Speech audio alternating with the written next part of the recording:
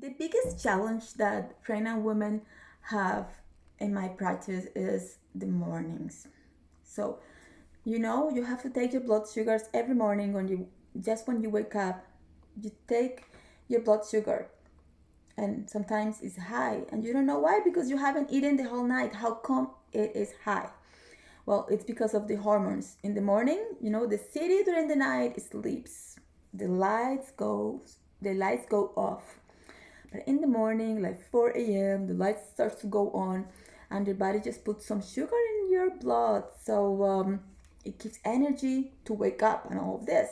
The placenta also, it does that.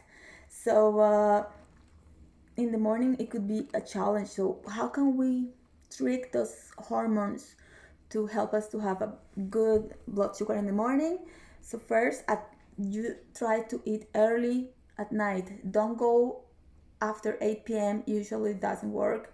After 8 p.m., it's just a number, It depends on every person, but usually after 8 p.m., it influences your blood sugars in the morning. Sometimes some people need to eat at 7 p.m.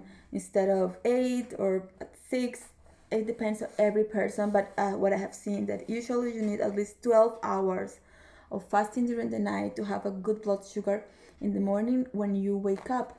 It's because we need to have to give time to our body to reduce the blood sugar. So when you sleep, because you're not doing anything, you're not using any energy. Well, you're using some energy, but not a lot of energy because you're not moving. Your blood sugar stays there, and then in the morning, boom, it goes high. So you have high blood sugars.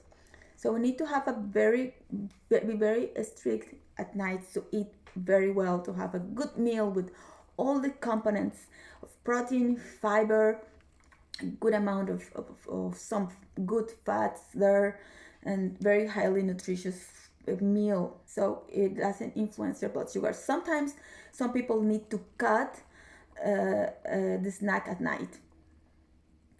For many, they don't even eat the snacks, so that's all right. But for some, they are very hungry at night. So if you have a snack, try to have a snack with good amount of protein and fiber.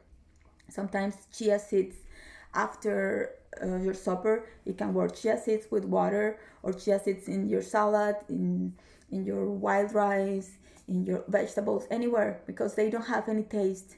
So you can use them there, and sometimes it works. I've seen it a lot of times. If you need to cut your snack, then try to have better, more, try to be more full with your supper, so you are not hungry after. So for example, more meat, more vegetables.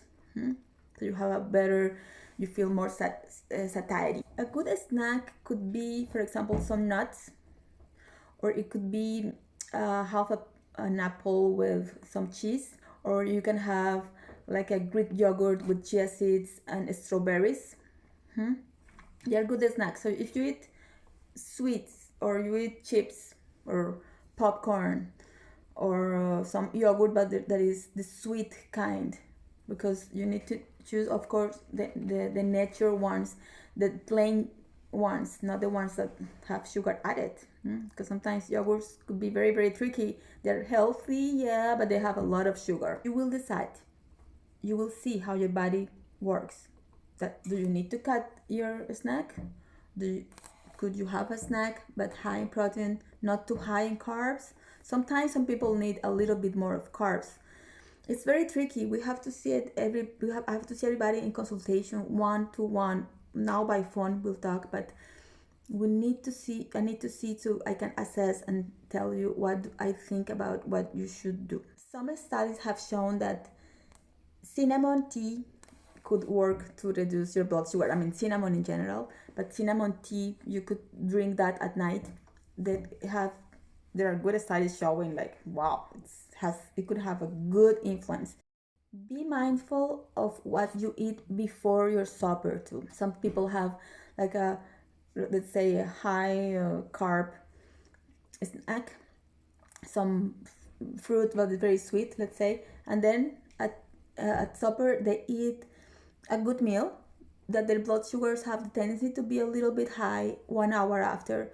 but we don't know, or maybe they are normal, but we don't know after if your blood sugars, probably they could keep increasing, and we don't know because we just take it 1 hour after and not 2 hours after. So it could be higher after and we don't even know. So what we eat at the, for example, at the snack, let's say increase your blood sugar, and then you have your supper, and then your blood sugar is a little bit higher because you see it was high, so you eat more, so it kept being a little bit high, so it increased, and then at night was a little bit high, and then in the morning was still high. So all of these things you need to think, to do all this evaluation to know how your blood sugars are. You have all the elements in supper. Do you have a snack? You don't have a snack?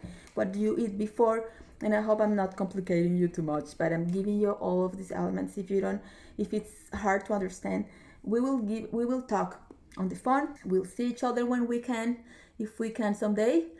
Hopefully, yes. And we can talk about it, and I will explain to you. I will see what to do. That's what I do all the time. So